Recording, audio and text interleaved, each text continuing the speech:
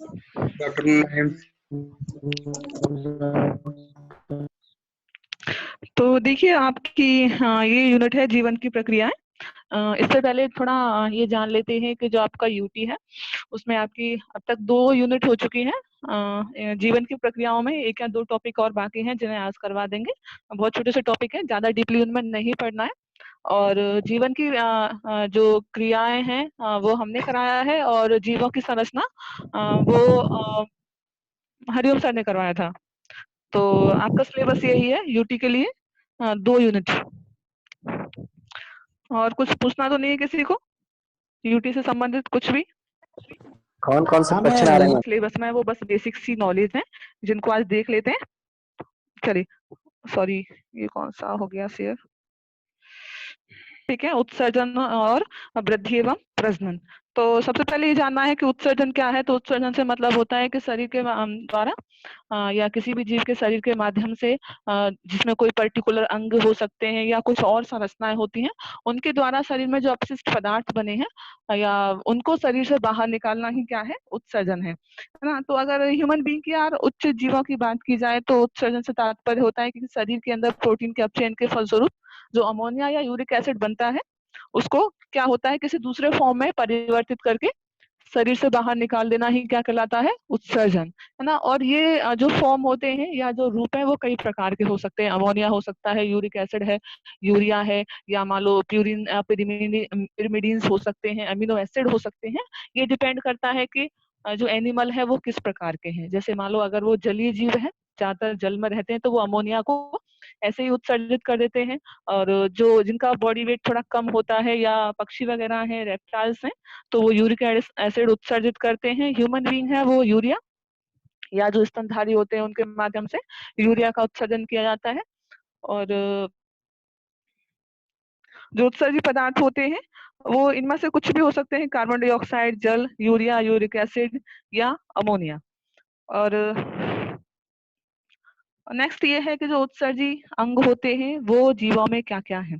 जो एक कोष के जीव है, जैसे मान लो अमीबा है, पैरामीशियम है, यूग्लिना है, तो इनके जो उत्सर्जी अंग होते हैं इनको कहा जाता है संकुचनशील धानी या कॉन्ट्रेक्टाइल वैक्यूल। एक कोशिकीय है तो पर्टिकुलर अंग होने की जरूरत नहीं है, एक छोटी सी संरचना है संकुचनशील धानी। ये क्या करती है कि पूरे शरीर में से जो भी वाटर ज्यादा मात्रा में जो आता है उसमें से जो वैक्यूल के जैसी या रिक्तिका के जैसी कुछ संरचनाएं होती हैं वो उनको लेके आती हैं संकुचनशील धानी में। और जो ये धानियां होती हैं वो शरीर की जो प्लाज्मा कला है उसके माध्यम से शरीर के बाहर खुल जाती हैं। तो जितना सारा वेस्ट प्रोडक्ट बना है वो शरीर से बाहर निकल जाता है। स्पंज जो होते हैं वो भी समुद्र में ही पाए जाते हैं। और इनके शरीर में जो भी जल धारा आती है ऑस्टिया के माध्यम से, ऑस्टिया का मतलब होता है कि जो स्पंज है उनके शरीर के ऊपर छोटे छोटे छेद पाए जाते हैं जिनको ऑस्टिया कहते हैं। स्पंज आपने देखा होगा पिलो वगैरह में जो भरे जाते हैं वही होते हैं स्पंज। और इनकी बॉडी पर छोटे छोटे छेद होते हैं जिनको कहते हैं ऑस्टिया। इनके माध्यम से शरीर के अंदर जल आता है, और जल के साथ क्या होता है कि ऑक्सीजन भी आ रही है, उसको एब्जॉर्ब करके पूरा शरीर के अंदर जो भी कार्बन डाइऑक्साइड या जो वेस्ट प्रोडक्ट बना हुआ है, अमोनिया, यूरिया या ऐसा कुछ बना है, हालांकि वो अमोनिया ही होता है, तो क्या करेंगे उसको, जो ऑस्कुलम होता है, ऑस्कुलम पाया जाता है शरीर की जो अग्रभाग है बिल्कुल वहां पर, उसके माध्यम से बाहर निकाल दिया जाता है। और जो सिलेंट्रेटा होते हैं, जैसे मान लो प्रीनेरिया है, यकृत कृमि जिसको कहते हैं, वो क्या करते हैं, शरीर के बाहर एक परत पाई जाती है, उसी के माध्यम से अंदर की जो ज्यादा चीजें हैं, वेस्ट अपशिष्ट पदार्थ हैं, कार्बन डाइऑक्साइड है या मान लो और कुछ है, सांद्रता अगर ज्यादा हो गई है शरीर में तो उसको बाहर निकाल दिया जाएगा। और प्लेटी हेलमिन्थीज जो होते हैं फीताकृमि, उसमें संरचनाएं पाई जाती है ज्वाला कोशिकाएं कहते हैं जिनको, थोड़ा सा मिस्टेक हुआ है इसमें, ज्वाला सेल या फ्लेम सेल।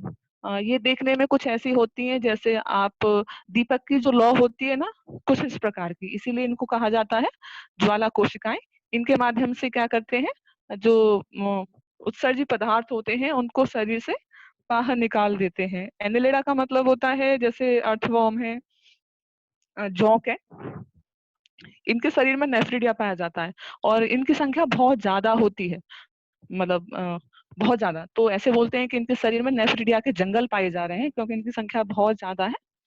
और इनके माध्यम से उत्सर्जित पदार्थों को बाहर निकालते हैं। और आर्थ्रोपोडा में आते हैं कीड़े मकोड़े, जो क्या करते हैं यूरिक एसिड के रूप में शरीर से जो भी उत्सर्जित पदार्थ हैं उनको निकाल देते हैं। और संरचना होती है मेलफिगियन ट्यूबुल्स, मेलफिगियन ग्रंथियां, मतलब कॉलिंग के रूप में कुछ पाई जाती हैं। जो उदर का जो एब्डोमेन का जो सरफेस होती है नीचे वाली, वहां पर छिद्रयुक्त कुछ संरचनाएं हैं जिनके माध्यम से उत्सर्जित पदार्थ शरीर से बाहर निकल के आते हैं। और जो मोलस्का है, मोलस्का में आता है जैसे घोंगा वगैरह है, ये सभी जीव। और इनमें रिनल अंग पाए जाते हैं, मतलब कुछ फेफड़ों के जैसी ही कुछ संरचनाएं होती हैं, प्रॉपरली वो नहीं होती हैं फेफड़े, तो उनके माध्यम से उत्सर्जित पदार्थ बाहर निकलते हैं। और जलीय है तो वो अमोनिया वगैरह ही होती है ज्यादातर। और जो कशेरुकी होते हैं उनमें जो उत्सर्जित पदार्थ है, जो फिल्टर होता है, वो किया जाता है किडनी या वृक्क के माध्यम से। नेक्स्ट ये है कि जो वृक्क जो कार्य करते हैं वो क्या क्या है, मतलब अगर उत्सर्जित पदार्थ हैं वो क्या क्या है, और उनको निकालने के बाद बॉडी के लिए वो क्या यूजफुल है, या उत्सर्जन की जो प्रक्रिया की जा रही है वो क्यों की जा रही है। तो एक तो होता है समस्थैतिकता, होम्योस्टेसिस। इसका मतलब होता है कि शरीर में जितने सारे ऑर्गन्स काम कर रहे हैं या जितनी सारी क्रियाएं हो रही हैं, उन सभी को साम्यावस्था में बना के रखा जाए। मतलब आप उसको ऐसे समझिए, बिल्कुल एक्यूरेट रखा जाए, ना कुछ ज्यादा है ना कुछ कम हो रहा है। तो साम्यावस्था का मतलब होता है कि सब कुछ परफेक्ट हो, ऐसा कुछ। तो इसके माध्यम से जो किडनी जो कार्य करती है, उनके माध्यम से क्या होता है, जो अपशिष्ट पदार्थ बने हैं शरीर में, उनको शरीर से बाहर निकाल के शरीर की साम्यावस्था को नियंत्रित किया जाता है। जल संतुलन में भैया का जो शरीर के अंदर ज्यादा जल आ गया है उसको किडनी फिल्टर कर लेती है, और जो ज्यादा है उसको शरीर से बाहर निकाल लिया जाता है। लवण संतुलन भी वही है कि जो शरीर में साल्ट है उसको क्या होता है, फिल्टर करके यूरिन के माध्यम से शरीर से बाहर निकाला जाता है। हानिकारक पदार्थों का मतलब होता है कि साल्ट के साथ साथ अन्य कुछ चीजें भी होती हैं, जैसे मान लो कोई मेडिसिन खा रहा है तो वो भी फिल्टर होके जाएगी, किसी ने टॉक्सिन कुछ खा लिया है या ऐसा कुछ खाया है तो वो भी बाद में फिल्टर होके यूरिन के माध्यम से शरीर से बाहर निकाला जाएगा।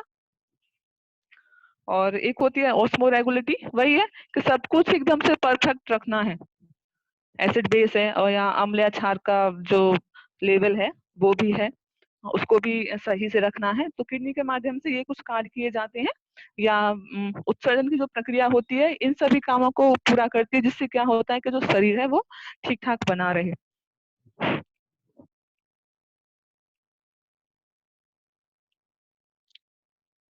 नेक्स्ट है कि जैसे पौधे हैं तो उनमें जो उत्सर्जित पदार्थ होते हैं वो कौन कौन से होते हैं।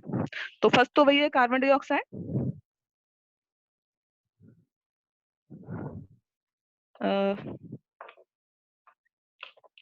एक्सचेंज होता रहता है बाई स्टोमेटा, अंदर कार्बन डाइऑक्साइड आ रही है, ज्यादा है वो किसी और फॉर्म में परिवर्तित होके बाहर निकल रही है, जैसे फिर अल्कोहल बन रहा है या ऐसा कुछ बन रहा है, तो उसके माध्यम से उसको बाहर निकाला जाता है।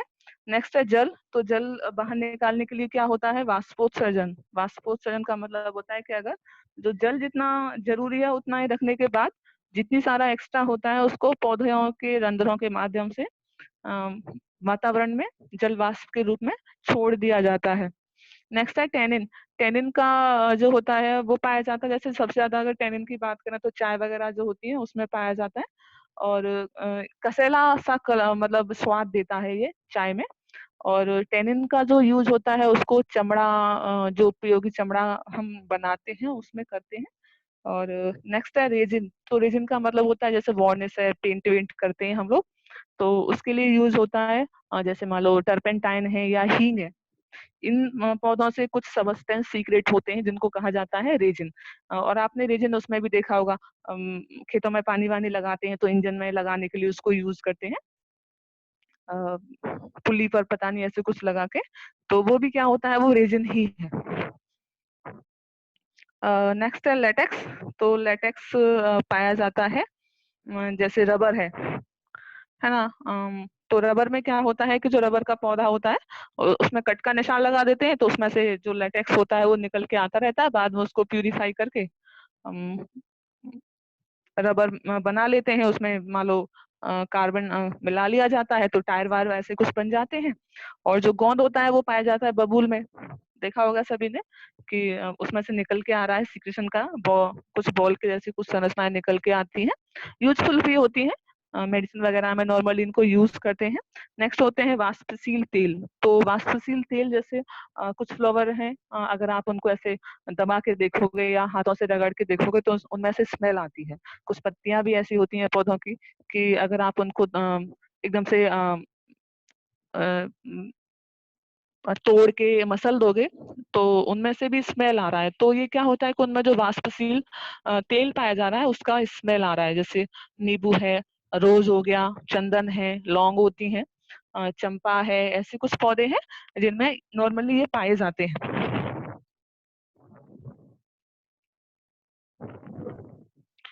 नेक्स्ट ये है कि जो मनुष्य है उसका जो उत्सर्जी तंत्र है उसमें कौन कौन सी संरचनाएं पाई जाती हैं। तो मनुष्य के उत्सर्जी तंत्र में सबसे इम्पोर्टेंट तो होता है कि जो किडनी होती है उनकी वन पेयर पाया जाता है। जो किडनियां हैं उनका वन पेयर है। और नेक्स्ट है जैसे वृक्क नलिकाएं पाई जाती हैं, यूरेटर्स है, यूरेथ्रा है, आपको दिख रहा होगा पूरा। तो करना ये है कि जो किडनियां होती हैं उनकी जो संख्या होती है वो दो है, एक लेफ्ट है एक राइट है। जो लेफ्ट वाली होती है और सबसे इम्पोर्टेंट ये है कि इनके जो अग्र भाग होते हैं, ऊपरी वाले सिरे होते हैं, वहां पर एक ग्रंथि पाई जाती है, उसको कहते हैं एड्रिनल ग्रंथि, है ना। आपको दिख रहा होगा, हिंदी में दिया हुआ है अधिवृक्क ग्रंथि, यही है, दोनों किडनियों पे पाई जाती है।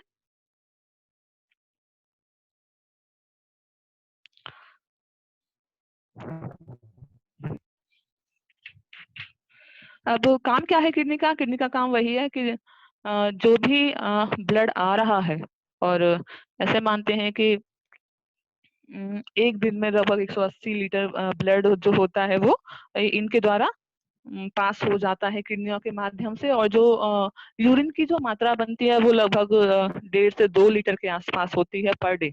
लगभग इतना फिल्टर हो जाता है पर डे। दूसरा ये भी डिपेंड करता है कि हम पानी कितना यूज करते हैं पीने के लिए।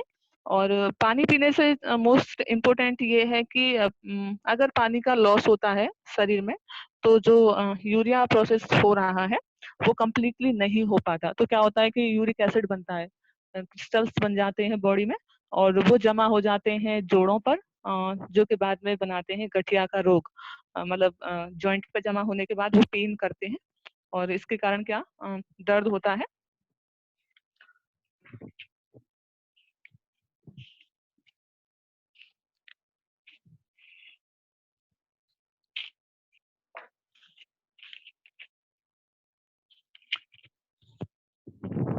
हाँ, तो इसमें ये जानना है कि जो ह्यूमन की जो किडनी होती है वो क्या है। तो अगर देखने की बात की जाए तो ये कैसी होती है, गहरे लाल रंग की होती है। आकार कुछ ऐसा होता है जैसे सेम के बीज की आकृति होती है, कुछ ऐसी है। लंबाई होती है लगभग 10 से 11 सेंटीमीटर। चौड़ाई होती है वो होती है 5 सेंटीमीटर। और मोटाई जो होती है वो लगभग 2.5 से 3 सेंटीमीटर के आसपास की है। और दो तल पाए जाते हैं इसमें, एक होता है उत्तल, दूसरा होता है अवतल, है ना। और इसका थोड़ा इंटरनल स्ट्रक्चर देखेंगे अभी।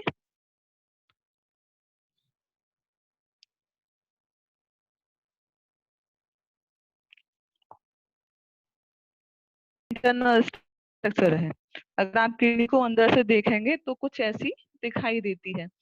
तो सबसे जो इम्पोर्टेंट है वो है इसमें जो पिरामिड के जैसी जो संरचनाएं बनी हुई है ना, ये सबसे ज्यादा मोस्ट इम्पोर्टेंट है। इनको पिरामिड ही कहा गया है, मध्यांश पिरामिड जो बने हुए हैं ऐसे कुछ। और इधर की साइड जो दिख रहा है वो है वृक्क धमनियां, मूत्रवाहिनी, वृक्क आवरण। ऊपर एक आवरण पाया जा रहा है कैलिक्स, बर्टनी के स्तंभ।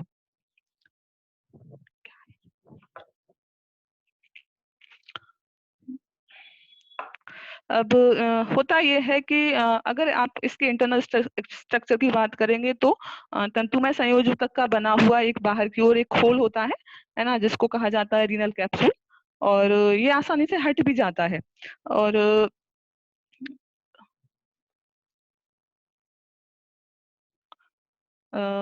नीचे की ओर दिख रहा होगा कॉर्टेक्स है, वलकुट, जिसे वलकुट कहा गया है।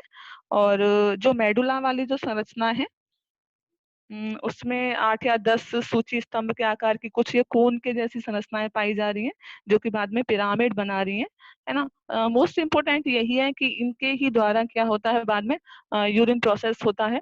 और जो भी आपके खाद्य पदार्थ हैं, प्रोटीन है, कार्बोहाइड्रेट है या ऐसा कुछ है, तो अ, होगा ये कि इनके बनने की प्रक्रिया, तो जैसे मान लो यूरिया बनेगा तो बनता तो लिवर में है वो, आर्निथिन एक चक्र होता है उसके माध्यम से, बट वो जो फिल्टर होता है ब्लड में से यूरिया को फिल्टर करेगा तो वो किडनी करेगा। हाँ, और जबकि अमोनिया से जो यूरिया बनता है वो बनता है यकृत में। और कभी कभी ये पूछा जाता है कि जो किडनी है या जो वृक्क है, तो उनकी क्रियात्मक इकाई क्या होती है, तो वो होते हैं नेफ्रॉन। और ज्यादातर एग्जाम में यही पूछा जाता है कि जो किडनी है उसकी क्रियात्मक इकाई क्या है। और आपके सिलेबस में इससे ज्यादा डीपली कुछ है नहीं, बस बेसिक चीजें हैं कि किडनी का काम क्या है और क्रियात्मक इकाई क्या है, बाहर से देखने में कैसी होती है, बस इतना सा।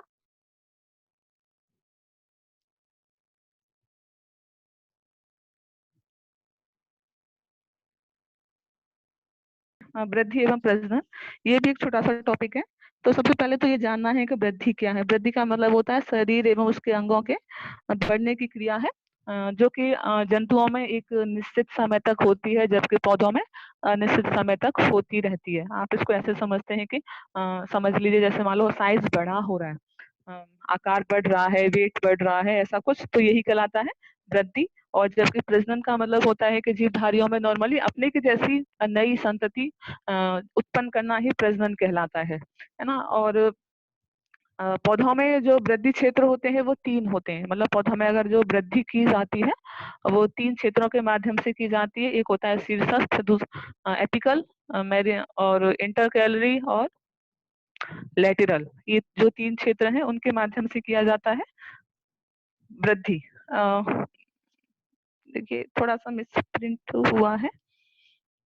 एक होता है शीर्षस्थ, इसका मतलब होता है मेरी सॉरी एपिकल टिश्यू। दूसरा है अंतर्विष्ट, तो इसका मतलब होता है इंटरकैलरी। और तीसरा है पार्श्व, तो इसका मतलब होता है लेटरल, है ना। आप तो एक बार देख लीजिए कि जो पेड़ है उसके जो ग्रोथ क्षेत्र होते हैं या वृद्धि क्षेत्र होते हैं वो कौन कौन से हैं। तो सबसे ऊपर की ओर दिखाई दे रहा है वो है एपिकल मेरिस्टेम। मतलब अगर देखा जाए तो जो पौधे होते हैं उनमें सबसे ज्यादा वृद्धि यही होती है। और आपने देखा होगा कि जो माली वगैरह होते हैं वो पौधों को क्या करते हैं, ऊपर से काटते रहते हैं। तो उससे क्या होता है कि जो उनकी साइड वाली ब्रांच है वो भी थोड़ी बड़ी हो जाती है। और अगर मान लो उनको ऊपर से अगर नहीं काटा जाएगा, उनका जो अग्र भाग है या शीर्षस्थ भाग है, अगर उसको नहीं काटा जाएगा तो क्या होगा, तो साइड की जो डालियां हैं, शाखाएं हैं, वो छोटी ही रह जाएंगी, जबकि जो ऊपर वाला सिरा है, जो मेन ब्रांच है उसकी वही बड़ी होती जाएगी। तो क्या करते हैं वो ऊपर से उसको कटिंग करते रहते हैं। उससे क्या होता है कि ऊपर एक हार्मोन पाया जाता है ऑक्सिन, जिसके कारण जो साइड की जो ब्रांच होती हैं या शाखाएं हैं, उनकी ग्रोथ नहीं हो पाती है। तो अगर उनको उसको काट दिया जाएगा तो वहां से उस हार्मोन्स की जो लेवल है वो खत्म हो जाता है या हार्मोन्स नष्ट हो गया, तो क्या होगा कि जो साइड की जो ब्रांच है वो भी बड़ी हो जाएंगी और जो पौधा बनेगा वो घना हो जाएगा। तो एपिकल के द्वारा सबसे ज्यादा जो होती है वो ग्रोथ होती है, और ये ना लंबाई बढ़ाता है। इंटरकैलरी होता है, जो इंटरकैलरी है वो पाया जाता है, आप उसको ऐसे समझिए कि जैसे गन्ना है, तो जो दो लाइनिंग होती हैं जिनको नोड कहा जाता है, उनके बीच का जो भाग है वही है इंटरकैलरी के जैसा। और इसके माध्यम से भी क्या होता है कि लंबाई बढ़ती है किसी भी पौधे की। थर्ड है लेटरल। तो जो लेटरल होता है वो जो तना है उसकी चौड़ाई ऐसे कुछ बढ़ाता है, ये भी ग्रोथ है।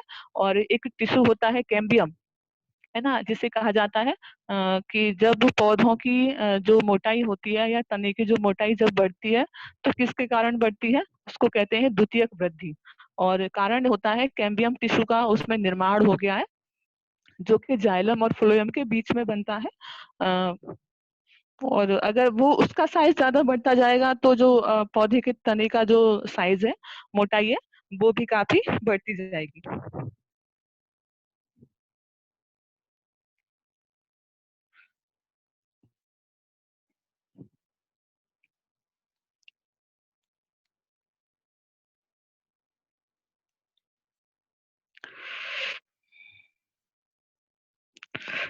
नेक्स्ट है कि जो वृद्धि होती है उसको प्रभावित करने वाले कारक कौन कौन से होते हैं। तो फर्स्ट तो वही होता है खाद्य पदार्थ। अगर खाने का सामान ढंग से नहीं मिलेगा तो चाहे वो एनिमल हो या प्लांट हो, उनमें प्रॉपरली ग्रोथ नहीं हो पाएगी। मतलब या तो जैसे मान लो आपने पढ़ा होगा कि जो पौधे हैं उनके लिए कुछ आवश्यक तत्व पाए जाते हैं, लगभग 90 या 92 के आसपास कुछ आवश्यक तत्व होते हैं जिनके कारण उनकी ग्रोथ होती है ना। उसमें से कुछ मैक्रो होते हैं, कुछ माइक्रो होते हैं। मतलब किसी की संख्या किसी की मात्रा थोड़ी ज्यादा चाहिए और किसी की मात्रा बहुत कम चाहिए, पर चाहिए जरूर। जैसे नाइट्रोजन है तो वो कंपलसरी है पौधों के लिए, चाहे वो किसी भी फॉर्म में आए, नाइट्रेट के रूप में या नाइट्राइड के रूप में, नाइट्रोजन के रूप में, किसी भी रूप में आए, लेकिन पौधों की ग्रोथ के लिए वो जरूरी होता है। तो हम लोग उसको यूरिया वूरिया के माध्यम से पूरा कर लेते हैं, खाद देते हैं या यूरिया देते हैं, ऐसे कुछ। और मान लो कहीं पर अगर ये नहीं हो पाता तो वो पौधे अपने माध्यम से उनको पूरा कर लेते हैं। किसी शैवाल के साथ सहसंबंध बनाएंगे, या फिर मान लो जैसे कीट रक्षाहारी पौधे होते हैं तो वो क्या करते हैं, नाइट्रोजन की कमी को पूरा करने के लिए कीड़े मकोड़ों को ही मार के खा लेते हैं या कीड़े मकोड़ों को मार लेते हैं और वहां से उनमें नाइट्रोजन की कमी पूरी हो जाती है। नेक्स्ट है जल। तो जल भी वही है। एक आपने सुना होगा, एक विधि होती है हाइड्रोपोनिक्स, है ना। हाइड्रोपोनिक्स विधि में क्या किया जाता है कि पौधों को बिना मिट्टी के उगाया जाता है। मतलब पौधों को पानी में उगाया जाना कहलाता है हाइड्रोपोनिक्स। करना यह है कि किसी भी बोतल में या मान लो जार में आपको पानी रखना है और उस पानी में वो सभी न्यूट्रिएंट मिला देने हैं जो किसी भी पौधे के लिए जरूरी होते हैं, और एक छोटा सा पौधा उसमें लगा दीजिए। इतना भारी नहीं कि वो उसमें रुक ही ना पाए। तो क्या होगा कि मिट्टी उसके लिए जरूरी नहीं है। उस पौधे में अगर सारे न्यूट्रिएंट पाए जा रहे हैं, जितने सारे पोषक पदार्थ हैं जो पौधे की वृद्धि के लिए जरूरी होते हैं, उस जल में अगर पाए जा रहे हैं तो वो उसमें वृद्धि करता है। और आप सभी ने देखा होगा कि बहुत से घरों में जो मनी प्लांट जो होता है उसको पानी में लगा के रखते हैं बहुत सारे लोग।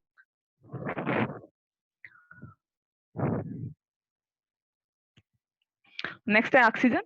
तो ऑक्सीजन में ये जानना है कि अगर इसकी सांद्रता कम होती है तो भी ग्रोथ प्रॉपरली नहीं हो पाएगी।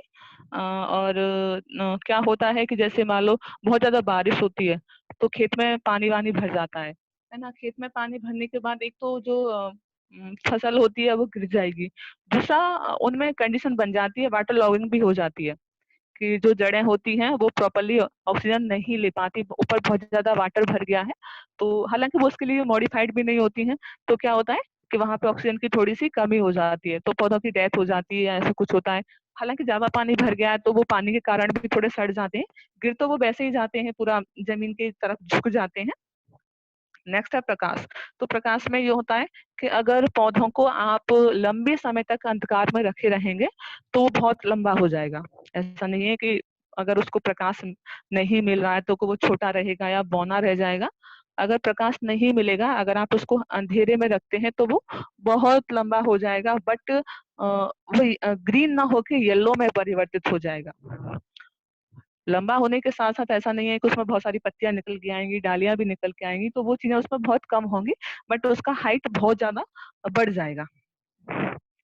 टेम्परेचर भी वही है कि अगर टेम्परेचर ठीक ठाक होगा तो पौधे ठीक से वृद्धि करते हैं, और अगर ज्यादा टेम्परेचर होता है तो वो मुरझा जाते हैं या बाद में डेथ हो जाती है। जैसे छोटे पौधों को लगाते हैं तो ऐसा माना जाता है कि अगर आपको पौधों को लगाना है तो उसके लिए सबसे उपयुक्त समय शाम का समय होता है। क्योंकि जो शाम का समय है पूरी रात निकल के जाती है तो वो थोड़ी ठंडी रहती है दिन की तुलना में। और जब आप जमीन से किसी पौधे को उखाड़ के लाते हैं तो क्या होता है, उसके जो मूल रोम होते हैं वो थोड़े नष्ट हो जाते हैं, और अभी उनको दोबारा से आने में कई दिन लग जाएंगे। तो जब आपने उस पौधे को किसी दूसरी जगह फिक्स कर दिया है तो वो इतना जल का अवशोषण नहीं कर पाता जितना उसको चाहिए। ऊपर से तापमान भी बहुत ज्यादा है क्योंकि दिन का समय है, तो वाटर लॉस तो उसमें से हो ही रहा है वाष्पोत्सर्जन की प्रक्रिया के द्वारा। तो क्या होता है कि अगर आप उसको ऐसे लगाएंगे कि शाम के समय में आप लगाते हैं तो इतना होता है कि वो पूरी रात में और थोड़ा शाम के समय में थोड़ा फिक्स हो जाएगा, तो उसमें डेथ होने के चांसेस थोड़ा कम होंगे। नेक्स्ट है पादप वृद्धि हार्मोन। तो जो पौधे होते हैं उनमें जो वृद्धि होती है वो हार्मोन्स के माध्यम से होती है। फर्स्ट तो वही है ऑक्सिन। ऑक्सिन का मतलब ही होता है टू ग्रोथ। है ना। और इसको सबसे पहले डार्विन के द्वारा खोजा गया था। और करता क्या है कि ये नॉर्मली जो पौधे होते हैं उनमें एपिकल डोमिनेंस करता है, शीर्षस्थ डोमिनेंस। मतलब अभी बताया था जैसे जो कहाँ पाया जाता है, जो भी पौधे होते हैं उनके शीर्ष भाग पर, तना है उसके बिल्कुल शीर्ष भाग पर पाया जाता है। और इससे क्या होता है कि जो साइड की ब्रांच होती है वो छोटी रह जाती है, तो इसको कहते हैं एपिकल डोमिनेंस, शीर्षस्थ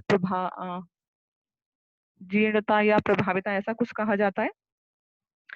दूसरा ये करता है कि जो पत्तियां हैं उसमें एब्सिशन लेयर बना देता है। मतलब अगर आप ऑक्सीजन को छिड़क देंगे किसी भी पौधे के ऊपर तो क्या होगा, उसकी पत्तियां झड़ जाएंगी नीचे, है ना। और एक प्रोसेस होती है पार्थिनोकार्पी, अनिषेक जनन या अनिषेक फलन। ये एक ऐसी विधि है जिसके माध्यम से ऐसे फ्रूट्स बनाए जाते हैं जिनमें बीज नहीं पाया जाता। तो इसके लिए क्या करना होता है कि जो भी आप जिस पौधे का भी आप फ्रूट्स बनाना चाहते हैं तो उसके ऊपर क्या करना है आपको, और जिनको छिड़क देना है, और जो भी फ्रूट बनेगा उसमें बीज नहीं पाया जाएगा। हालांकि जो जैसे मान लो अनार वगैरह होते हैं उसमें ये कंडीशन नहीं अप्लाई कर सकते, क्योंकि जिन फ्रूट्स में बीजों को ही खाया जाता है तो वहां तो फिर कुछ बनेगा ही नहीं, तो वो फ्रूट्स फिर किस काम का।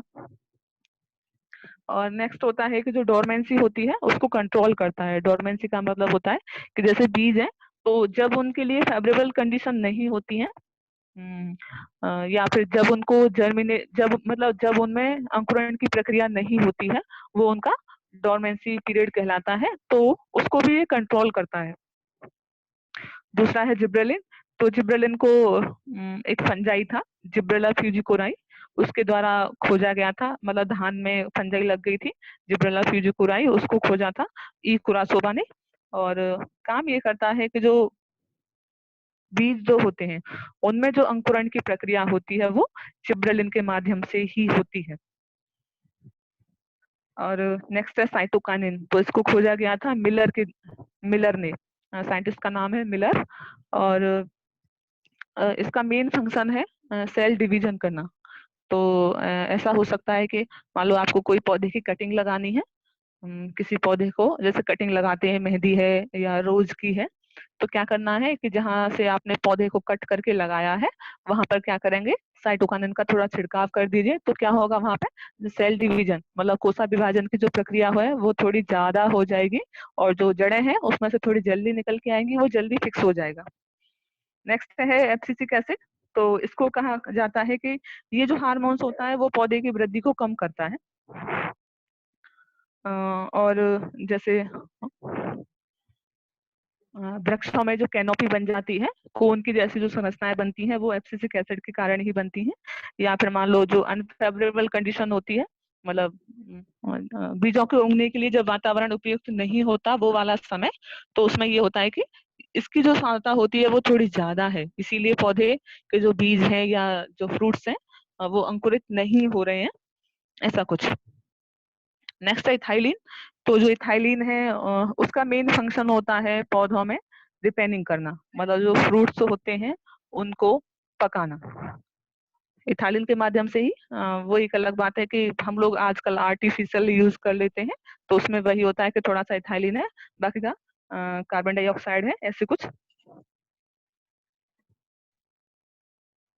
हाँ, नेक्स्ट है जीवा में जो प्रजनन की प्रक्रिया होती है वो दो माध्यम से होती है, एक होता है अलैंगिक, दूसरा होता है लैंगिक। अलैंगिक का मतलब होता है कि किसी एक ही जीव के द्वारा नई संततियां बना दी जाएं, चाहे जैसे उसमें कुछ मैम विधियां इस दी हुई है। हार्मोन्स को दोबारा बता दीजिए जो बताया था। कौन सा वाला, इथाइलिन? नहीं मैम, ये सारे। अच्छा दोबारा से चलिए, देखिए आपको ऐसे देखना है, जो ऑक्सिन है ना, इसको खोजा गया था सबसे पहले डार्विन के द्वारा। क्या किया था, एक घास होती है कैनरी घास, है ना, तो उन्होंने ये किया था कि उन्होंने ये देखा था कि जो कैनरी घास होती है, और आपने भी देखा होगा कि जो पौधे होते हैं वो हमेशा सूर्य के प्रकाश की ओर ही वृद्धि करते हैं। चाहे जैसे मान लो आपने घर में लगाया है किसी पौधे को, और खिड़की से अगर सूरज की रोशनी आ रही है तो जो पौधा झुकेगा वो हमेशा सूर्य के प्रकाश की ओर झुकता है। तो उन्होंने क्या किया कि ये जानने के लिए कि भाई ऐसा क्यों हो रहा है, किया ये कि जो जिधर से सूरज की लाइट आती है वहां, और जिधर अपोजिट साइड है जहाँ पे अंधकार है उन दोनों में ये देखा था कि जो वृद्धि होती है ना वो ज्यादा किधर होती है, जिधर अंधकार है या जिधर लाइट नहीं आ रहा है, उधर से पौधा सूर्य के प्रकाश की ओर मुड़ता है। तो वृद्धि किधर ज्यादा हो रही है, जिधर लाइट नहीं आ रहा है, क्योंकि वो कर्व हो रहा है। जिधर सूर्य का प्रकाश आ रहा है उधर कम वृद्धि हो रही है, जबकि जिधर सूर्य का प्रकाश नहीं आ रहा उधर ज्यादा वृद्धि हो रही है। तो उन्होंने ये किया था कि उस पौधे की जो ऊपर से जो अग्रसिरा है उसको काट के अलग कर दिया। तो पौधा ठीक ठाक था, क्योंकि अब उसमें जो ऑक्सीजन है वो हट गया, क्योंकि ऑक्सीजन पाया जाता है बिल्कुल अग्रभाग पर। जब ऑक्सीजन हट गया तो वो पौधा ठीक से ग्रोथ कर रहा था ऊपर की ओर। बाद में उन्होंने ये किया कि दोबारा से जो टिप काटी थी उन्होंने, बीच में एक प्लेट लगाया और उस टिप को दोबारा से रख दिया। तो दोबारा से भी वही प्रक्रिया होने लगी थी कि जो पौधा था वो कर्व करने लग गया था सूर्य के प्रकाश की ओर। तो उससे ये सिद्ध हो गया कि हाँ, फिर उन्होंने उसको मेजर भी कर लिया था कि हाँ इसमें एक हार्मोन्स पाया जा रहा है जिसको कहा गया था ऑक्सिन, है ना। अब क्लियर हो गया थोड़ा। और अभी जो इसमें प्रोसेस बताई थी कि ये क्या क्या करता है, तो एक तो होती है एपिकल डोमिनेंस, है ना। शीर्षस्थ प्रभाविता, आप इसको ऐसे समझिए, शीर्षस्थ प्रभाविता होता क्या है कि जो अग्रभाग है अगर उस पर ऑक्सीजन पाया जा रहा है तो उसके कारण जो साइड की जो ब्रांच होती है वो छोटी रह जाती है।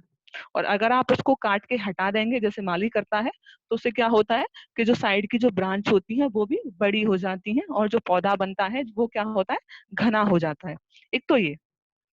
दूसरा है एब्सिशन का काम भी करता है, मतलब जो पौधों की पत्तियां होती है उनमें विलगन परत बनाता है।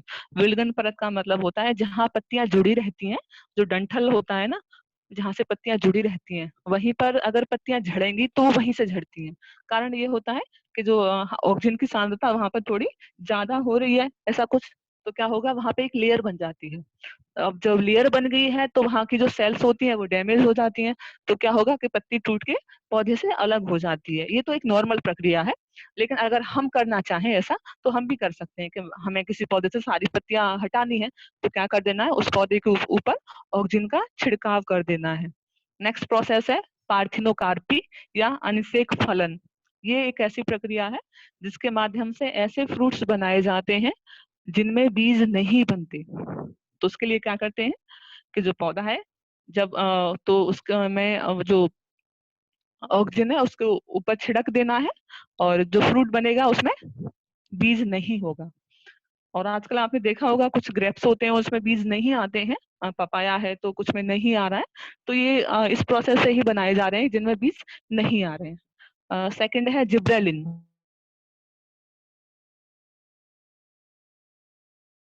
एक फंजाई है जो जापान में खोजी गई थी।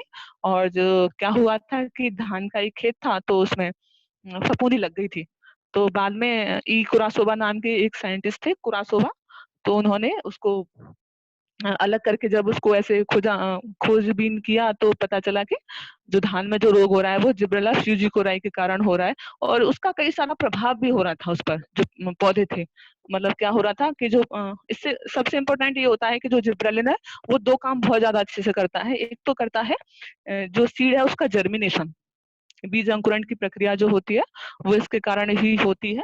और दूसरा होता है कि अगर मान लो कोई छोटी प्रजाति के पौधे हैं बौने, तो अगर आप उनके ऊपर जिब्रेलिन को छिड़क देंगे तो क्या होगा, वो बड़े हो जाएंगे, मतलब उनकी जो लंबाई है वो बड़ी हो जाएगी। तीसरा है साइटोकाइनिन। साइटो का मतलब भी होता है सेल है ना, काइनिन मतलब डिवीजन हो रहा है। तो साइटोकाइनिन का मतलब होता है कि ये कोशिकाओं में डिवीजन को बढ़ाता है। तो इसको खोजा था मिलर ने, मिलर और उसके साथियों ने 1956 में। और करना यह है कि मान लो आपने कटिंग लगाई है किसी पौधे की, तो उसमें जल्दी से जड़ें निकल के आ जाएं। तो करना क्या है कि उसके ऊपर साइटोकाइनिन को छिड़क देना है। अब साइटोकाइनिन छिड़क दिया है तो वहां पे जो कोशिका विभाजन की क्षमता होती है वो बहुत ज्यादा हो जाएगी। तो क्या होगा कि जड़ें वगैरह थोड़ी जल्दी निकल के आएंगी। नेक्स्ट है एब्सिसिक एसिड। ये प्लांट की जो वृद्धि वगैरह होती है उसको कम करते हैं। जैसे अगर आप इनको क्लासिफाई करेंगे तो 5 हार्मोन्स है, इनमें से जो 3 ऊपर वाले हैं वो तो ग्रोथ को बढ़ाते हैं, और जो नीचे वाले 2 हैं एब्सिसिक अम्ल और इथाइलिन, ये क्या करते हैं, ग्रोथ को कम करते हैं। तो 2 प्रकार के हैं, ग्रोथ रेगुलेटर और ग्रोथ प्रोहिबिटर।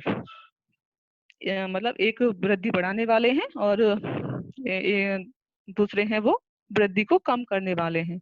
और जो एब्सिसिक एसिड होता है उसको खोजा था कॉर्न्स एवं एडिकोट ने।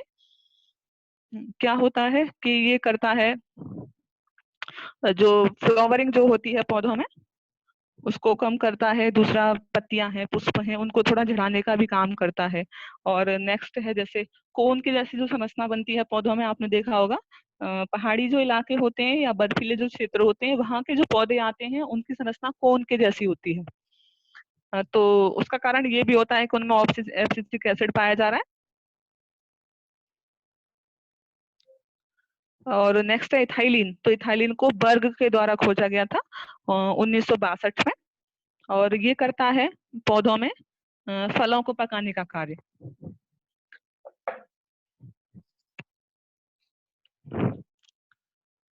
हाँ, नेक्स्ट है जीवों में जो प्रजनन की प्रक्रिया है वो दो प्रकार की है। एक तो है अलैंगिक, दूसरी है लैंगिक। तो जो अलैंगिक होती है, हाँ मैम जैसे हाइड्रोपोनिक्स आपने बताया वो बिना मट्टी के उगता है पौधा। हाँ, बिना मिट्टी के। पर ऐसा नहीं है कि आप उसमें नीम का पौधा लगाओगे। मैम आप हाथ में भी समझ उगा रहे सकते हैं क्या पौधा? हैं क्या हुआ?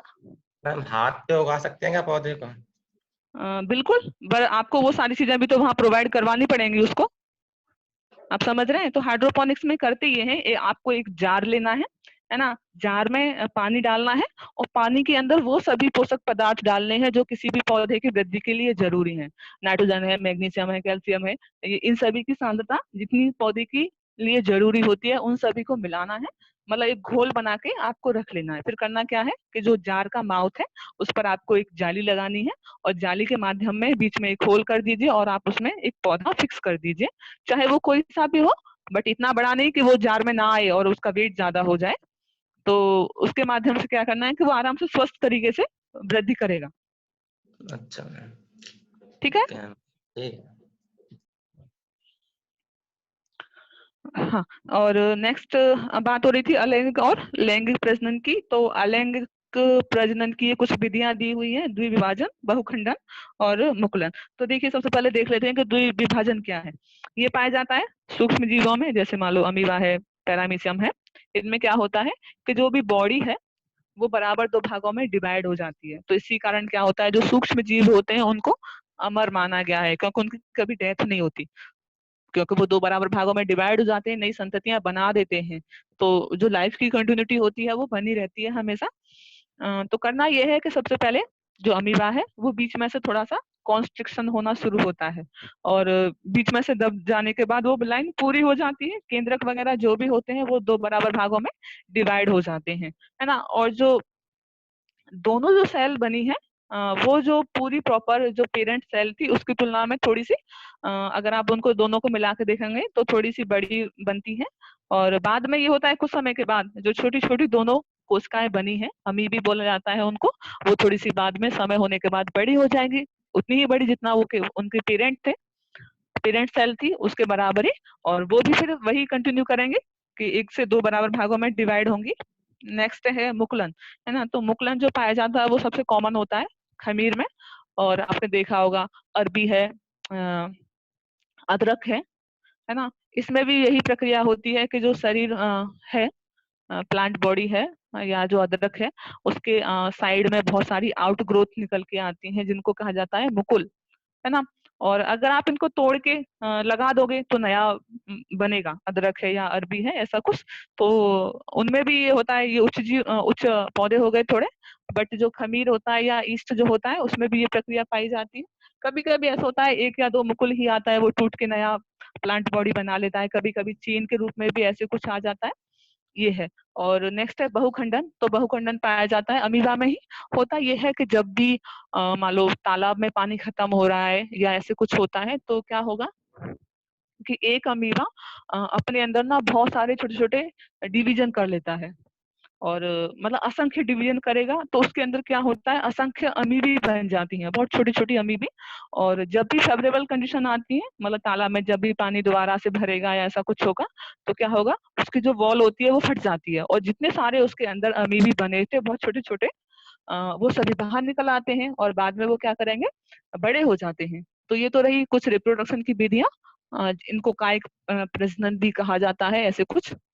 और दूसरी होती है लैंगिक प्रजनन। तो उसमें क्या होता है कि जनन के लिए मेल और फीमेल दोनों का होना जरूरी है। और कपलेशन के बाद नॉर्मली जायगोट बनता है जो कि नई संततियों को उत्पन्न करता है। तो अभी तक कोई ऐसा टॉपिक या ऐसा कोई पॉइंट जो क्लियर ना हुआ हो?